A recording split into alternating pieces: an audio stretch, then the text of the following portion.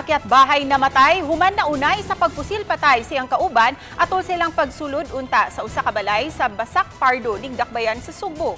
Ani ang report.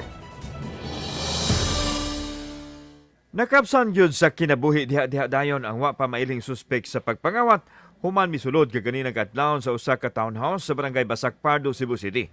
Sa investigasyon sa kapulisan, tulo ka mga suspitsadong kawatan ang misulod sa balay sa biktimang na ilang si Rafael Ocampo alaunas kadlawon. Nakabantay kuno ang tag-iya hinungdan nga misibat ang mga suspek. Human sa 2 ka oras, mibalik ang mga suspek apan nabantayan na sa tag-iya ug nakuptan ang usa ka kawatan.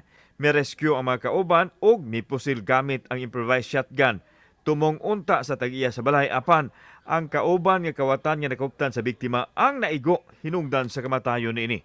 Wa takabaw gyud sa niya pag-anggulo ang iyaha nga improvised nga shotgun na punteriya sa naong sa mao kaning karon nga namatay. Sa pagsuwat nining balita, wa pa mailhi ang namatay nga apil sa akyat bahay gang. Gisuta pa usab sa kapulisan kung si kinsa o unsa nga grupo sila nahisako. Magmatsyag ta sa atoa nga mga tawo nga nagapalibot sa atoa nga mga barangay, sa atoa nga mga sityo. Kauban si Cleofer Lumayag, ako si Alan Domingo. Balitag, Bisdak.